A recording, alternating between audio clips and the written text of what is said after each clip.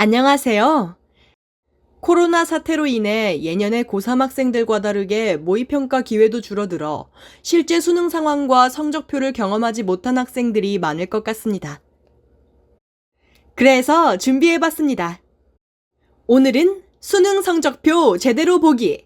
바로 수능 점수의 이해를 주제로 얘기해 볼게요. 너무 어렵게 생각 마시고요. 최소한 내 성적표에 나와 있는 지표와 숫자들이 어떤 의미를 가지고 있는지는 알아야 지원할 때 도움이 되겠죠? 함께 알아가 볼까요? 다음에서 보시는 화면은 올해 수능 성적 통지표의 예시입니다. 먼저 수험번호부터 성명, 생년월일, 성별, 출신 고교 등 개인정보들이 맞는지 반드시 확인하셔야 됩니다. 구분에는 내가 응시한 수능 영역들과 선택 과목이 있습니다.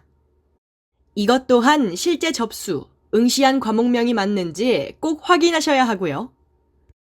여기서 잠시 2023학년도 대학 수학능력시험과 수능 성적표 예시에 대해 설명해 드리겠습니다.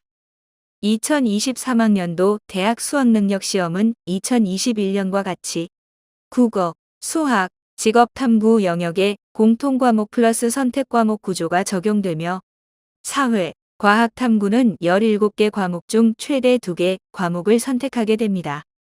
또한 2023학년도 수능은 2015 개정 교육과정에 따라 두 번째로 문이과 통합시험으로 치러집니다. EBS 교재, 강의와 수능 연계율 역시 50% 수준을 유지하고 영어는 연계 문항을 모두 간접 연계 방식으로 출제합니다.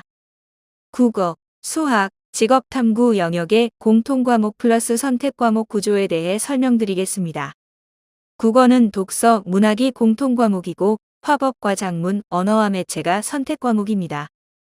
수학은 수학원, 수학2를 공통과목으로 확률과 통계, 미적분, 기하 중 한 과목을 선택할 수 있습니다.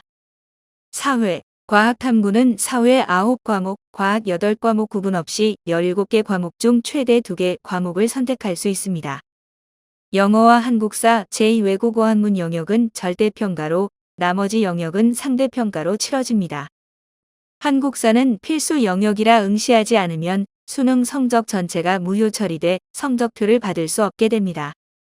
지금부터 수능 성적표 점수 표기에 대해 자세히 설명드리겠습니다. 다음으로 표준 점수와 백분위, 등급이 차례대로 나오게 됩니다. 성적표에 표시되지는 않지만 이 세 지표의 근간을 이루는 실제 수능 채점 점수를 원점수라고 합니다. 수능 원점수는 수능 각 과목을 문항별 배점대로 채점한 단순 합산 점수라고 보시면 되겠습니다. 그래서 국어, 수학, 영어가 각 100점, 그리고 한국사, 탐구, 제2외국어, 한문이 각 50점 배정되어 있습니다. 여기서 영어와 한국사의 경우 절대평가에 따른 등급만을 제공하고 있는 점, 예시를 통해 확인하실 수 있습니다. 과목당 50점에서 100점을 만점으로 하는 원점수는 수능의 모든 영역 과목이 수험생 선택인 제도 하에서 영역 과목 간 난이도 차이로 인해 발생하는 여러 문제들을 해결할 수 없기 때문에 그 자체만으로 평가 지표로 활용하기가 어렵지만 몇 가지 공식을 통해 변환 과정을 거치면 비교적 변별력이 높고 영역별 난이도까지 반영된 점수로 환산될 수 있습니다. 이것이 바로 표준 점수입니다. 원점수에서 표준 점수를 산출하기 위해 가장 먼저 진행되는 과정은 Z점수, G점수를 구하는 것입니다.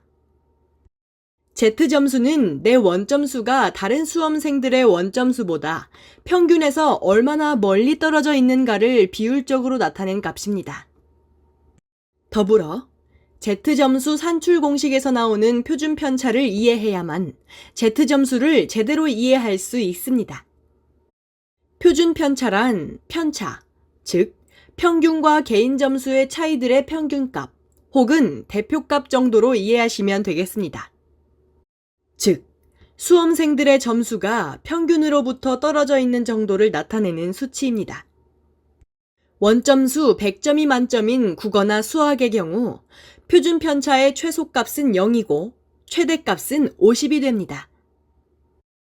그러니까 모든 수험생이 같은 점수를 받을 경우가 0인 것이고, 만점자와 0점자가 정확히 반반씩 존재하는 경우가 50이 되는 것입니다. 이해하기 쉽도록 예를 들어 설명해서 그렇지 실제 수능처럼 응시자가 많을 경우 그 분포가 극단적일 확률은 매우 희박하기 때문에 표준 편차가 의도대로 의미 있게 활용될 수 있습니다.